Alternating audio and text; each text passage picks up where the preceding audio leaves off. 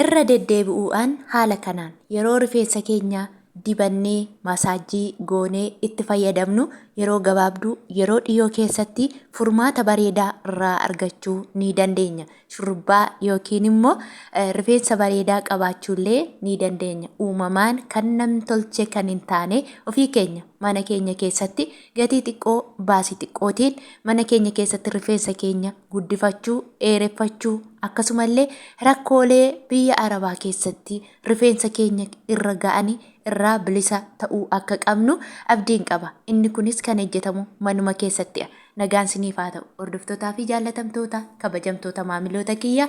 Egaa guyyaa har'aa waa'ee rifeensaa irraa sinii qabadhee dhufeetiin jira.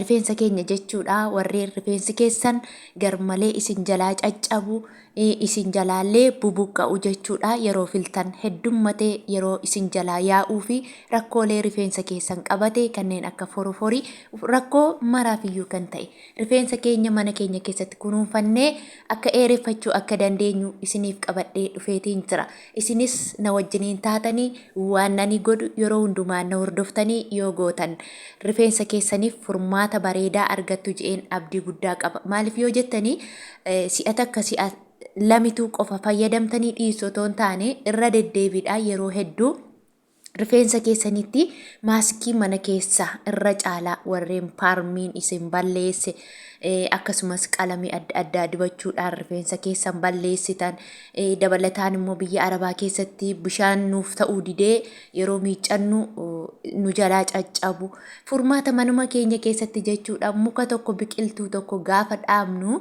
yoo muka sana bishaan obaasuu baanne akkasumallee yoo kunuunsuudha baanne bishaan mukti sun coologee ni gogaa ni badaa jechuudha. Garuu nuti immoo rifeensa keenya yoo haalaan yookiin seeraan qabanne rifeensa keenya yeroo gabaabduu fi yeroo dhiyoo keessatti kunuunfannee firii gaarii irraa argachuu akka dandeenyu abdiin qaba jechuudha. Yeroo baay'ee irra deddeebi'ee isinitti hima namoonni baay'een keessanillee waan ati nu gorsiterraa waan ati fayyadamterraa yeroo fayyadamnu bu'aa bareedaa irraa arganna naan jettanii kan na galateeffattanis jirtu isinis galatoomaa isiniin jedha.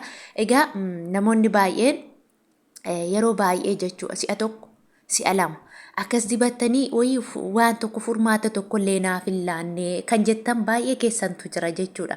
Akkas otoo hin taane namni tokko jechuudha rifeensa isaa kunuunfachuu yoo barbaade irratti xiyyeeffannoo godhatee kunuunfachuu qaba jechuudha. Rifeensa kee kan caalu hin jiru waan hundi biyya lafaa kanarra si harkatti hafa jechuudha. Birriin kee uffanni kee waa hundi lafatti hafa garuu rifeensa kee qofatu si faana adeema jechuudha. Ammas immoo wanti qaalii gatii guddaa irra jiru rifeensa jechuudha. Amma gara hojii isaatti gallaa walumaan hojjenna. Egaa amma jechuudha manuma keenya keessatti kan nu barbaachisu qullubbii diimaa yookiin hundee diimaa firee tokko akkasumallee ruuzii gosa kamiyyuu haa ta'u xiqqishuu maankaa 3 hanga maankaa 2 kan taatu yeroo ruuziin miicamuun hin baay'ata. Akkasuma gaarlikii yookiin immoo qullubbii adii irraa quncisee bareechadhee firee tokko jechuudha. Firee tokko hudduusaa tokko jechuudha. Gumaa tokko jechuudha. Amma ruuzii kana miincee walitti deebina jechuudha. Ruuziin owwaara waan adda addaa waan qabuuf miicee qulqulleesseetiin jira jechuudha.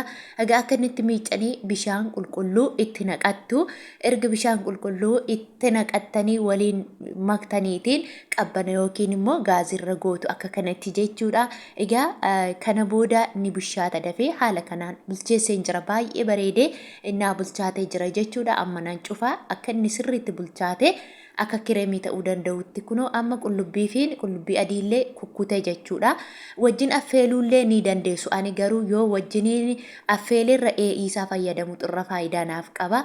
Isan booda kallaaxatti daaktu jechuudha. Garmalee isin jalaa furdate kallaaqni yoo daakuu dide bishaan itti dabaluu dandeessu.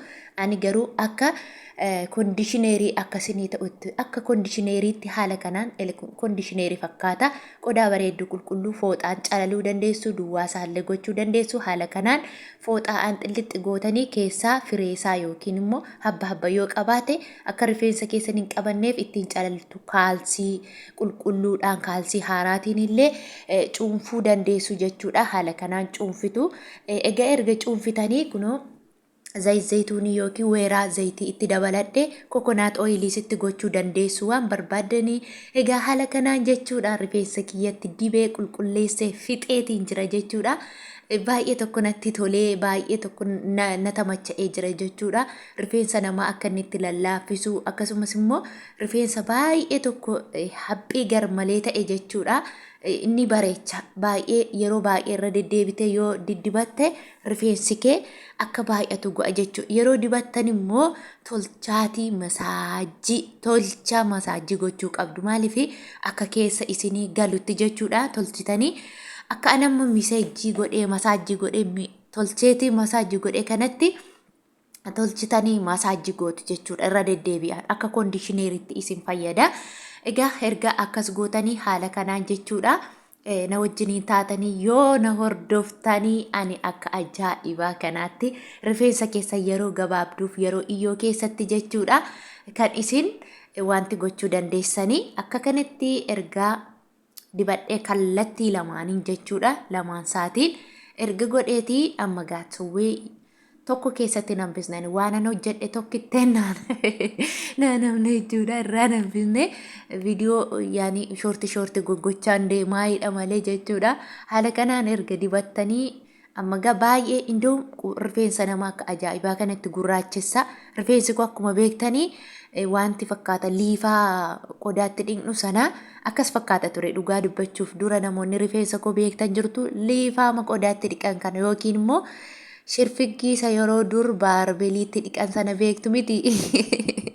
Akkas fakkaata ture.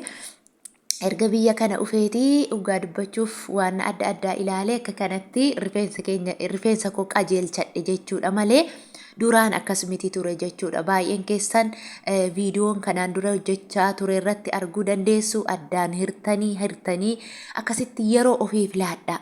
Egaa qullubbiin jechuudha xiqqoo foolii qaba. Akkuma beektanii namoonni foolii qabu jibbitan akkasumas immoo namoonni alaarjikii qabdan rifeensa keessanii alaarjikii qabu qullubbii adii kana fi qullubbii diimaa ruuzii waliin affeelaa. Waliin affeeltanii alaarjikii warri qabda xiqqoon ho'a waan ta'eef akka gubuu ta'a. Garuu faayidaa guddaa kan qabu isaati jechuudha. Juusii isaafaa yoo hojjettan qullubbii diimaan adii juusii akka juusiitti hojjettanii calaltanii bishaan sabichaa fayyadamtanis baay'ee tokko bareedaadha. Ani alaarjikii hin qabu. Haala kanaan yeroo godha jechuudha. Akka faayidaan sana jalaan banneef kananii affeeluu dhiisee dheedhiisaa qullubbii adii fi diimaa kanan fayyadamu dheedhiisa akka faayidaan sana fayyaduuf jedheetanii jechuudha. Ruuziin immoo yoo affeelame malee wanti ta'uu hin danda'u waan ta'eef hin daakamu. Tolchee namaan daakamu. Kanaaf akkasitti dibattanii tolchitanii haala kanaan masaajii gootu. Irra dheeressaa saayitii daqiiqaa fudhadhaa. Guyyaa utuma nyaata hojjettanii keessanii isan booda kilaasii keessan erga galtanii yeroo madaamii bira deemtan otoo hin taane yeroo kilaasii keessan galtan ofitti tolchitanii haala kanaan dibattanii jechuudha. Saayitii tokko guutuusaa ofirra keessu. Saayitii tokko yoo baay'ee overii saayitii tokko jechuudha. Yoo immoo gadi qannastan jechuudha. Gadi qannastanii yeroo dhabdan immoo hanga saayitii walakkaa yookiin daqiiqaa 40 hanga daqiiqaa 30 ol isinirra turuu qaba. Daqiiqaa 30 ol. Zayitiitti dabaltan immoo waan barbaadan dabaluu dandeessu. Ani waan ani irraa qabuufidha. Zayituunitti dabalee yookiin weeraa zayitii malee isin kokonaat ooyilii akkasumas almandii ooyilii wanneen akkana itti gochuu dandeessu jechuudha. Ergatti dibdanii akkasittiin yeroo keessan fudhattanii ani waan viidiyoo hojjedhuuf malee dhugaa dubbachuuf kaameraa cufee gidduun kanaa olitti masaajii godha jechuudha. Irra ture yeroo koo irratti fudhadhe. Innaa akkas erga gootaniitii tolchitanii erga keessa isaati inni guddaan buqqeessaa akkasini fudhatuun jechuudha.